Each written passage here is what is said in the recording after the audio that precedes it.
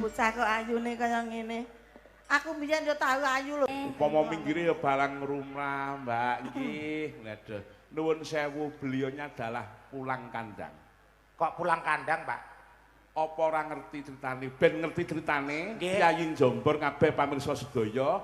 Nuwun sewu, beliau lah adalah orang Klaten juga. Oh. Tepuk tangan buat Mbak Niken, Klaten juga ini. Ngawonggo Klaten, aslinya ceper juga. Lara-laraipun pripun?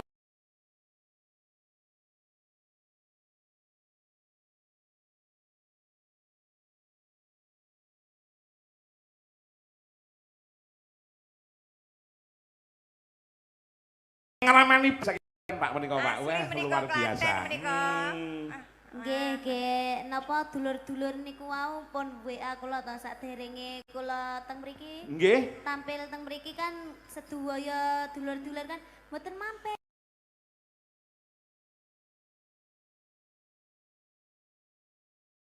Mboten mampir ngaten. Nggih, nggih. Panjenengan Bu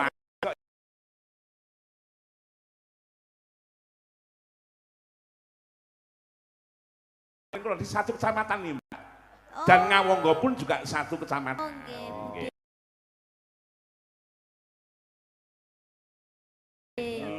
Bude Marse ya. Dek Niken ya asli. Asli saking Klaten Mas. Pundi? Ngerendeng. Nggih kula asli mriko Mas. Asli niku. Lengganan kula nggih sami dugi niki Mas. Wis ora apa-apa, wis ora apa-apa. Kenapa kalau kamu nyebut itu kok semua tertawa? Kerenteng itu ya, itu tempat pariwisata, Nduk. Nduk, kono ki anu nggon wong kuliner, kono ki kuliner, Nduk. Dadi ini nggon wong dodol pakan manuk ngono kuwi. Kowe rong genah kowe, Nduk, kowe rong genah.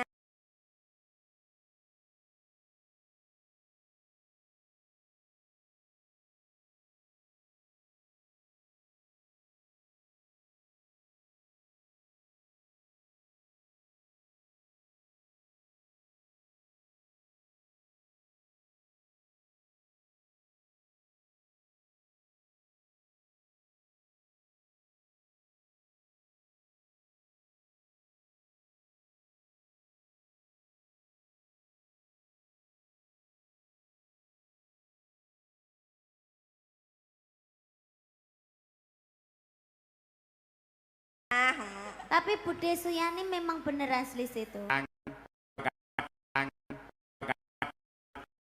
Itu nuwun sewu Raden Bambang ngaturi panjenengan niku barang sing lumrah. Nggih. Weh jantenan enggak. Masya Allah, niki wau penontonnya sangat luar biasa sekali antusiasnya. Sak menika kuatah sangat sing ningali. Nggih, mirsani. Ini ki acarane tasyakuran keluarga besar Bapak Raden Bambang Sridaya. Sridaya nggih didongake mugi-mugi tansah pinaringan sehat selamat wilujeng. Amin. Tansah pinaringan kathah rezekinipun. Amin. Lan ugi panjang yuswanipun matur sembah nuwun nggih Pak Kagem Pak Bambang sampun nimbali kula kalian Bapak Tantut Sutanto kalian niki tuwek-tuwek niki. Tuwek sampun tuwa. Ya rampok terima lho Den. Oh, ora apa-apa. Nyatane ya kowe tuwek kok. Ya santai nek aku, Nduk. Aku ya tau enom padha kene. Kene kowe kae iso dadi 12 tahun ya. Kae langsung ngedak perawan. Iki lho anu tuwek-tuwek. Kowe iki sing ngetokke ki aku lho, Nduk. Kowe iso kaya ngono kuwi ya metu saka gua garbaku lho, Nduk. Udu anu bapakmu kek ki mbiyen ki bojoku ngerti ra? Ora ngono nek bojomu ki ngendi-endi enek. Ora ngono lho. Pak iki ya bojone mau ki sing tongo-tongo ning andek cakruk mah ya bojone iki jare. Kok ngelekke tuwek-tuwek arep tuwek-tuwek iki sing ngetokke kowe. Ora ngerti to, Nduk. Sing gawe iki ya karo aku. Oh, jadi aku anak urunan. Lah nggih. Niki jane nek nyebut kula Om, sebabe kula adike. Oh nggih Om Tantut. Ora kowe, nek iki cak kowe. Alah lho yo Om. Jare aku ya ponakamu sing kerep ngetriji ngono kok. Lah iya. Anu napa ki njajal suarane Mbak Niken. Iki enten panyuwun nggih menika ninggal katresnan. Oh ngaten, nggih. Ning digarap cara versi Tulungagung, Mbak. Oh nggih, siap. Nah, jaranan nggih, Mbak nggih. Nggih. Wah. Wis ki prao, Nduk, Cahyu. Ya, iki prao nggih. Aku wong tuwek tak lungguh ya. Oh nggih. Heeh. Aku ya wong tuwek tak lungguh ya. Ora iso. Dar, Sing lungguh kowe ki iki dagelan nang kene dibayar karo sing di omah. khusus 24 jam. 24 jam kuwi jumeneng. Heeh. Oh, tenan nek kowe ora gelem ngadeg tak gone ngene Mbah Rupet ngono lho. Ngapunten kula sing bayar sanes Pak Bambang iki. Lah sapa? Mas Roy iki. Lah ya padha wae. Oh, padha wae. Manajemene kono kok. Dite ya kok Pak Bambang. Ah, padha wae. Sing kondo sapa? Hah? Sing bayar ke Mas Roy iki sapa? Lah jare kowe mau? Lho, lah aku ki ora ngejak kowe lho. Ya kepiye to, Den? Lah kan tekok to. Tapi kamu ora kowe. Lah kowe prei. Kok kowe kok rumah.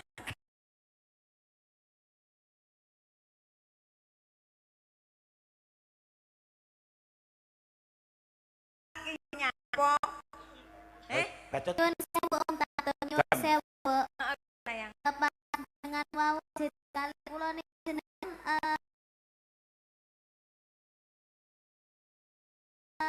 mambu harum ngoten mboten. Mambu harum ngoten kados wiwi. Mambu nggih kok pancen aku.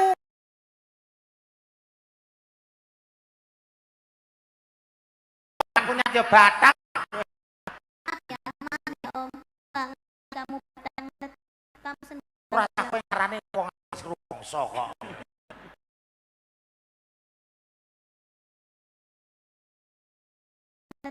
Kamu sendiri. Ora sampe ngarane wong rumangsa kok. Tapi emang iya kok. Jancuk. Itu Lah, iya. emang make upmu itu emang gradasi gitu. Tidak, ini karena kena keringat.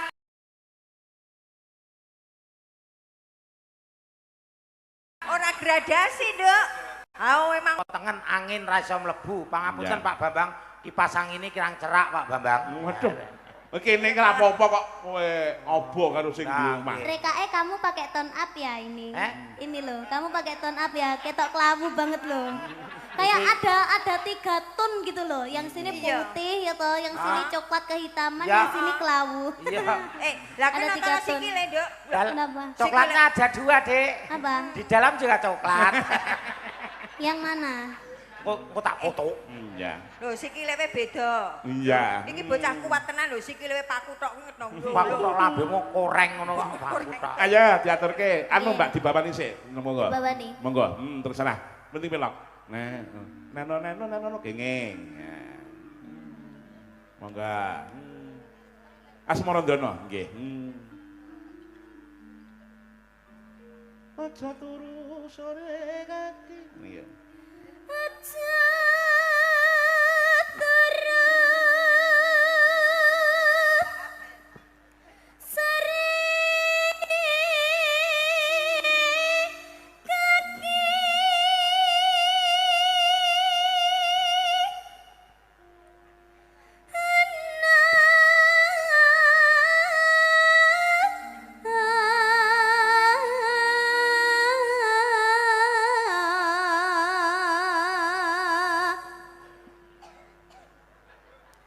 Dewa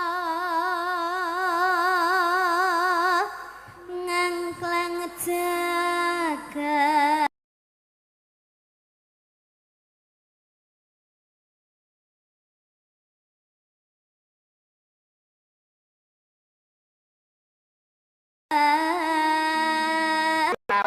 Ora ngono lho keluke kan ya beda to, Mas.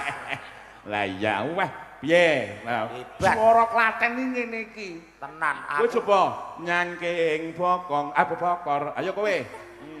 Nyangking bokor. Sakmono wae wis. bokor no bokong. Kok saya bokor wong sak kecekeli kok, Nduk. Tenan Mas aku di bojo ayu, suarane apik, Ya piye laris to? ngene. Wah. Piye pokoke ndek bojo kaya Dik Niken ngene iki Aku terus piye? wegah celonengan. Lah terus, Iki wis tak dol entuk hasil. oh lah kocrok. Bojo kok didol ki. Tak dol suarane, karyane. Oh, tak kira mbok. Emang kamu mau punya istri seperti aku? Ndak mau. Aku juga nggak mau. Aja meneh kok ngono. Aku sak elek-elek wong kuwi minggat kok apa meneh kowe, Nduk. Bojomu minggat tenan. Loh. Ya minggat setiap kamu punya istri lo kamu jual. Seharusnya itu ya yang kerja itu laki-laki bukan istrinya. Kalau aku sok menikah itu yang kerja itu suamiku. Aku sudah tidak kerja lagi. Lho rumono kuwi. Bojoku ya ora takon kerja lho jan iki. Ya iku jare mok dol. Lho, tak dol suarane tegese kan Kan nyinden. padha ae. Nyinden aku ya nyambut istri yang gawe. kerja enggak boleh. Wong kuwi Istri ora yang kerja. payu kok. Loh, Wong kuwi iki mergo digondol kanca kok. berarti kamu sekarang janda. Anu duda. Apa eneng wong lanang kok jandang no. Oh janda omongku ya ora ngene iki. Pripun Dik Niken? Ya. Kuwi banci no. Ketoke lanang ning kuwi ora lanang kok. Ora percaya apa piye? Alah wong aku roh mau cilik kok. Ya. Cilik kok. Ora lanang ora wedok. Piye? Siluman. Ha ya. Cilikane lak kaya padasan. Ayo. Ha. Halo. Kudu ya, ha. Gila aku. Ora pareng no ya. Bentar ngaturaken Sugeng Pinarak Sugeng Rawuh kagem Bapak Bupati Klaten. Nggih, Bapak Hamenang. Bapak Jan Hamenang. Pak Bupati jan ganteng ya. Masih muda. Gagah gede Aku dhuwur biyen iki. upamane aku sih enom. Tak demeni no. Alah. Wis melayu dhisik Pak Hamenang Loh, tenan. aku nek jek enom ayu ya. Iya. Kowe ora ngerti ayuku. Ning Biyen nggih tenan. saking ayune kayunan atos aku. Pomo jenengan Cenom. Wah. Ngopo mbok kapake? Tak tuku. Mangga Mbak Niken ya. Nyangking bokor kanca nani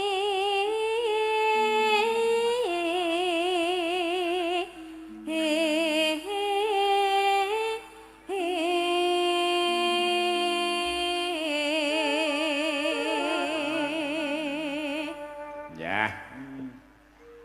isi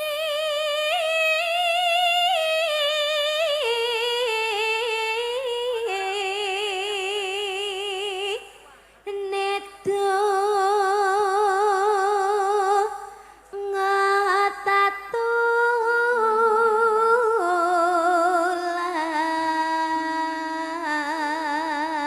ngatatulan Nenong. sandang kelawan pangan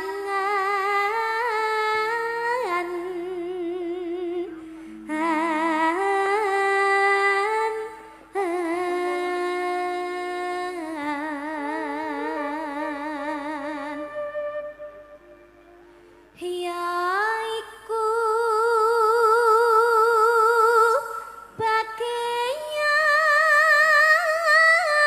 bagaian nipon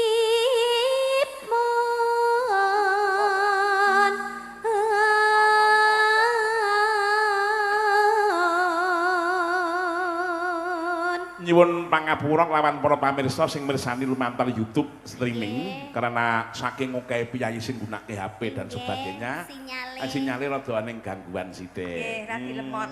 Wah, tenan kok. Nggonamu patenono sik anumu kuwi HP-mu. Kok HP ku paten wong HP ku ora tak pateni wae ya ora mungkin nyaut. Lah ngopo? Ora neng kotane kok. Ya, mangga langsung Mas Jompong. Ya. Wong melek sabarana remo Mbok gandeng lenggah, bunyani lenggah mergane nek kon duket ngagungan mengko mah digeblak. Yo. Ayo. Ya.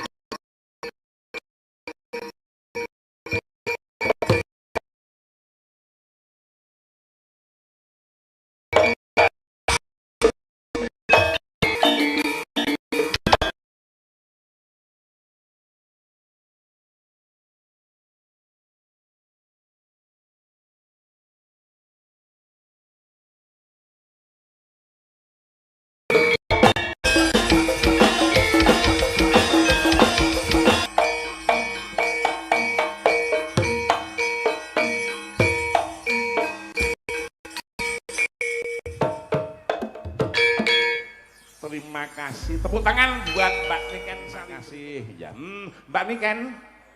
Matur nuwun. Menika wonten panyuwun saking para grup Trah Arsawijaya niku trah nggih panggenan kula. Niku lagunipun karyanipun Pak Bagong Darmono nggih menika lagu kesayangan. Ya. Oke, lagu kesayangan. Ya. Ayo mangga dulur-dulur. Waduh, mangga Mbak Niken. Mas Nopal.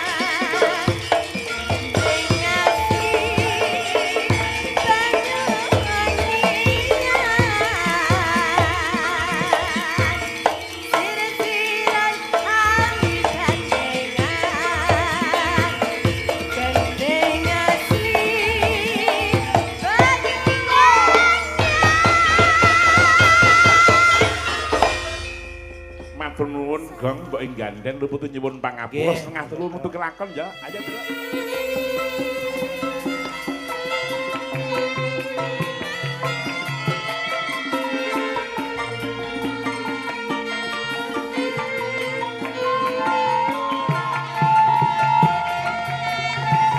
Bahasa ngapura ora ditabuh.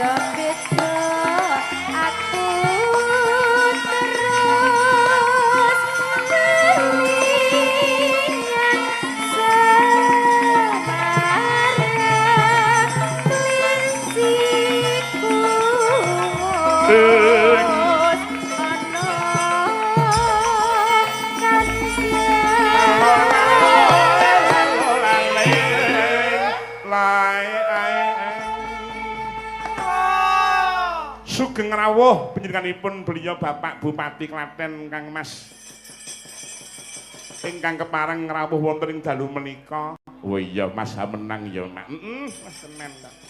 Tepung si Mak. Wah wis dulur dhewe Nduk. Lah iya. Monggo dipelajengaken para kadang. Ya monggo.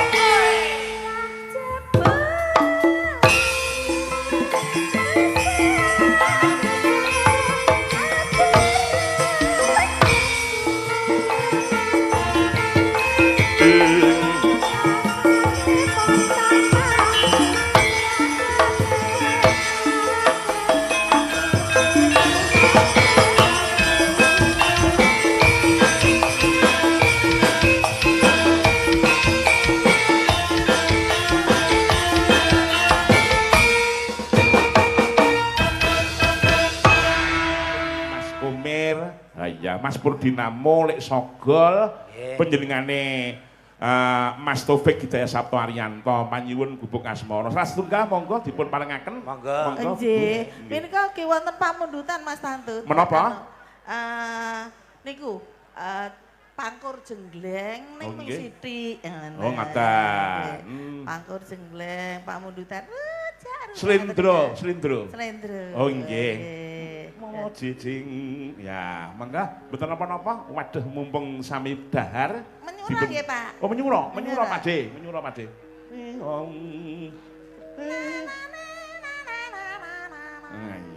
Sing jenggleng sinten, Bulek? Lah niku mbok gandhen kalih. Oh iya, kalih Bagong. Karo Bagong. Ya nek mbok gandhen ki nang jenggleng iki mumbul ora ya kiwi-kiwuan. Kiwan piye? Lah wong gendong anak loro no kok. Ngawur wae iki.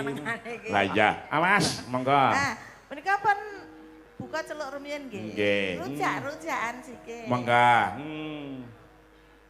Rujak emang demen ngilo. Baleni neh. Rujak emang demen ngilo. Oh. Lamun kanggo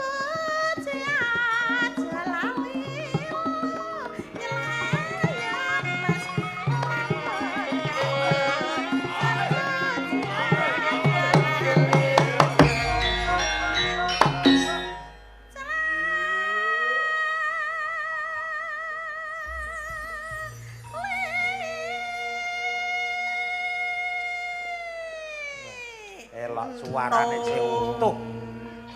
Suarane sih hebat utuh.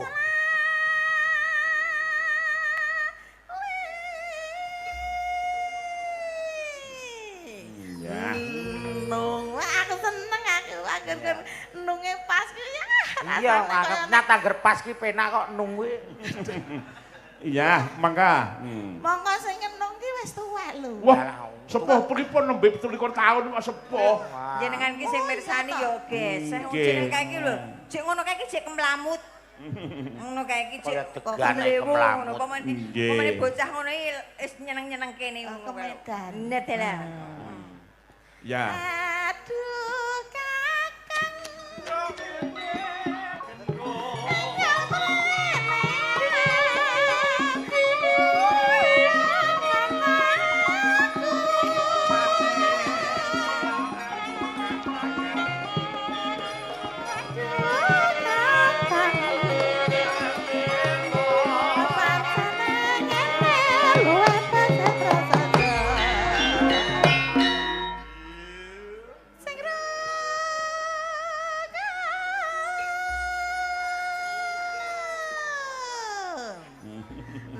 Nong. Aduh aku kan dinong terus dislutu ngono ku apa Terus lepeh. Bisa ra reng Kong? Kok reng meneh kok. Sing kondang iki gareng kok. Ya ora masalah. Iki rupamu iki gareng, kene ne bagong. Ora apa-apa, saya ya kepiye. Wong kene mlaku karo para-para pamirsa sing ning dalan. Wah, garenge lemu iram aku ya meneng ae. Garenge lemu iram. Aduh kakang.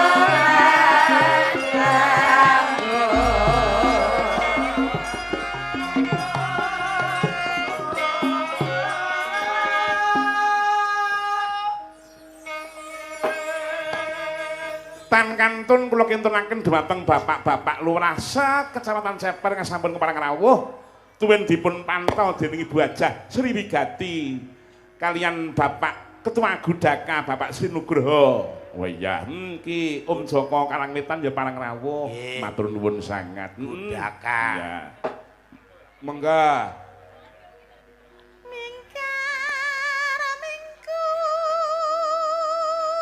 Jengleng dong jengleng. Aku nang mlayu rene kok.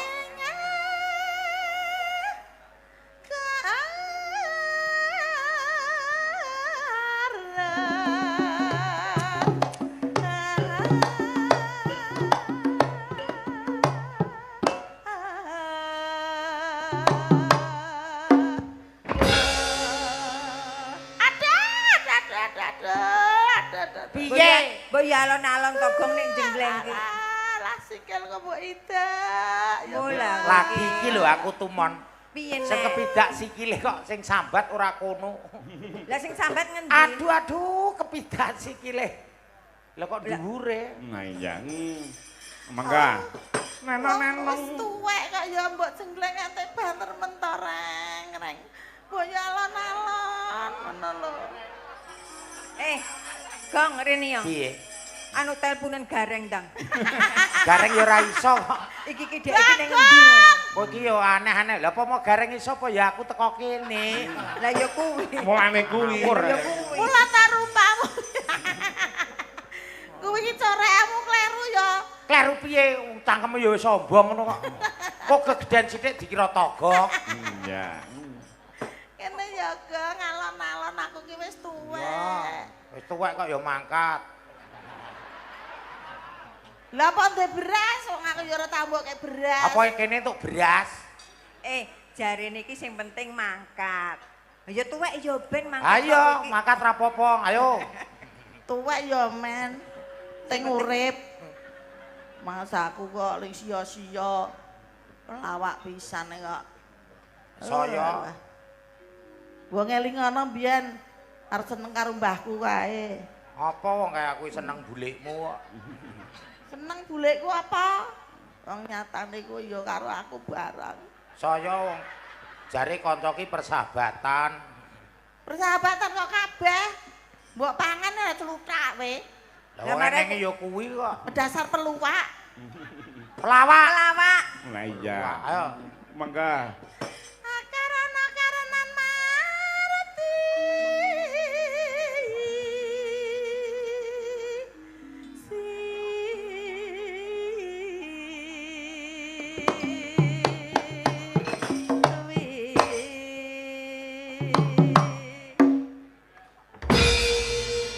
Sing dhuwur Gong.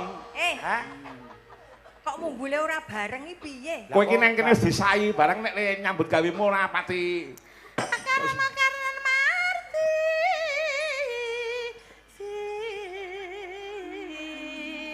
Wola. Oh, Oh, ngawur. Tenan yakin. Lah wong arep Apa iya, jenggleng nek malah malah- mancal kok. Lah dianu kok malah nyelentrak ngene. Lah ngono ya ngeneh nyalek. Alek endi? Empuk. Empuk. Coba pisane. Mama. Mak prepet ngono kok. Mbok nek iki dicendelke parkiran. Oh, maneman gondol semut. Wong resmine.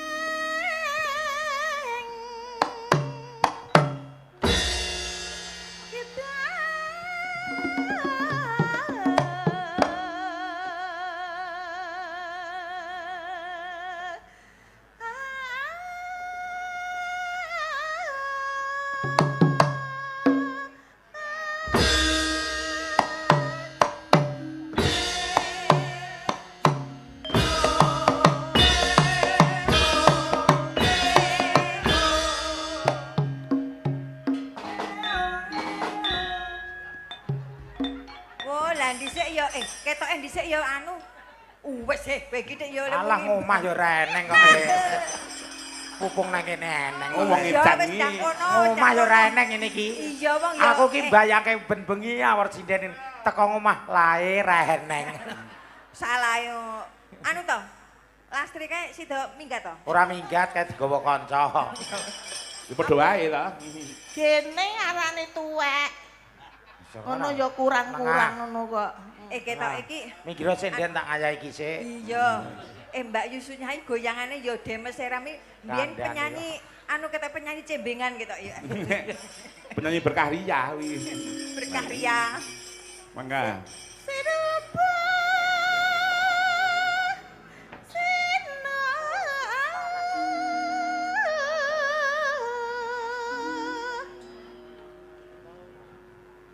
Kose. Karata.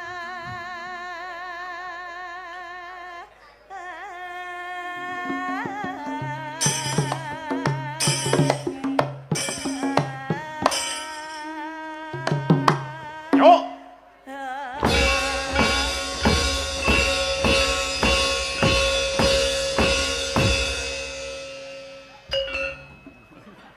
Gah aku basa ngene mak cerit ngono. Entek kok. Ontek ya wis. Mula kok mung saipit. Gen pokoke ketok.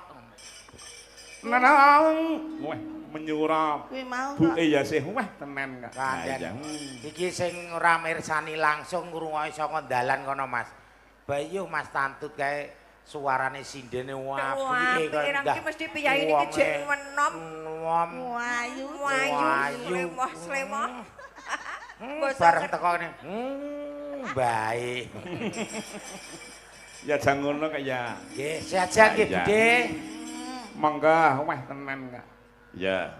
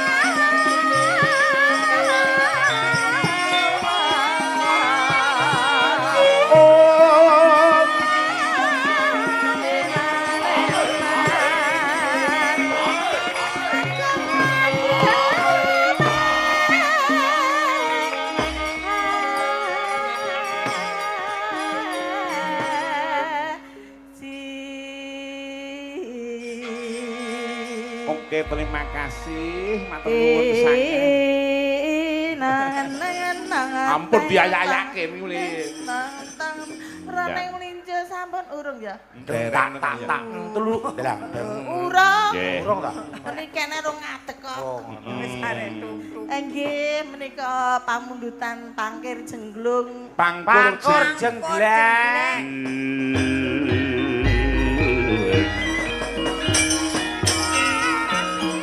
Kang Kadi Sutomo Gusti Sasongko ngasungan Surya.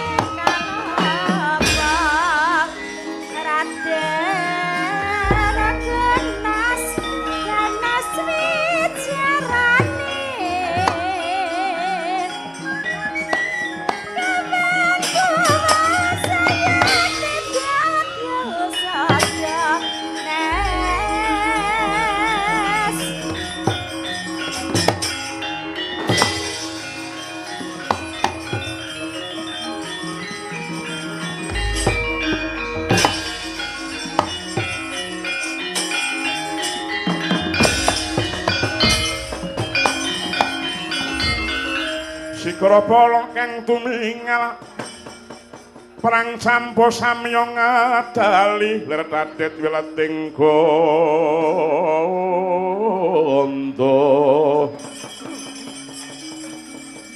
cahi manggung mangun cangniti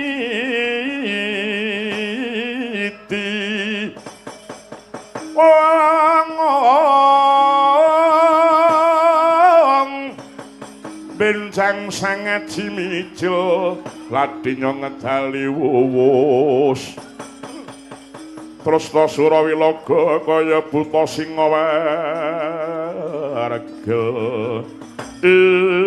ngolah dalah swatama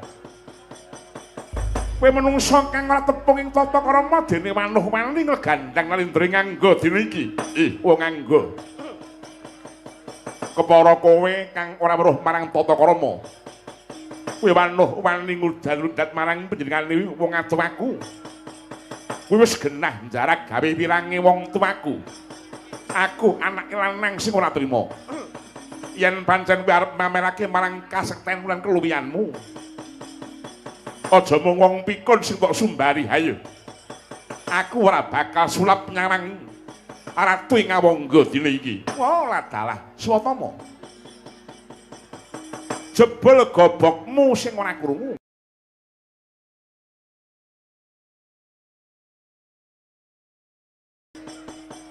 Sapa ning ngucap ana ing Senopati kang ora lair batin nggone labuh marang Ratu Ngastina. Mung kaceke ora nyebut marang jenenge Basukarna. Ning ora mati rasaku swapama. Kasunyatane kowe ya ngono apa ora? Pancen mengkono tumindakmu kowe Ratu Musler batinmu nggonmu nglabuhi marang Prabu Duryudana. Kowe ngaku Ratu Sekti Mandraguna ning nyatane kowe perang marang ratu ngendi wae ora tau menang kowe Karna. Ning jebul kabeh iki mau pancen tok jarak kowe ngalah. Pamriye Prabu Duryudana ben nyraya marang para Pandhawa. Ya ngono apa ora Karna? Apa gedhoanmu kang mengkono ki mau dikira aku lan wong tuaku ora mudeng kowe Karna? Oh, eling-eling kowe ki mau dudu treng menungsa. Ora aneh lan mokal keblinger kang dadi kiblatmu. Aku ngrumangsani dimuktekke dening wong Astina. Mula jiwa lan ragamu tak udhake kanggo negara Astina. Ning beda lawan geranganmu, Gus. Wis dicukupi butuhe dening negara Astina nanging jebul ndase iki loro. Mula ora aneh lan mokal yen to snagane toleh-toleh jaran sing lagi cumbana. Pancen menungso sing ora pantes diajeni. Konangan Bambang Swatama kelakon gumlundung sirahmu ke Basukarna. Kandangku padha warang kena becik besok menjema baris.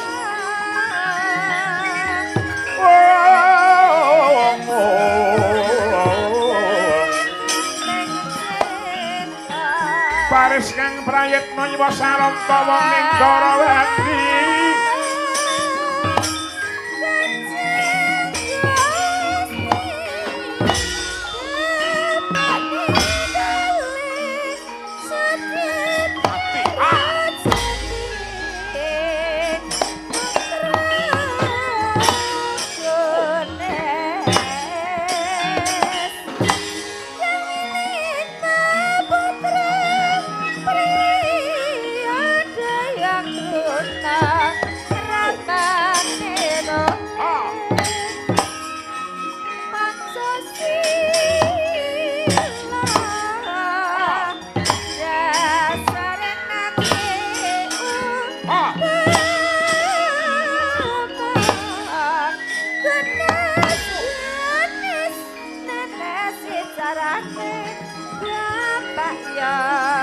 Bapak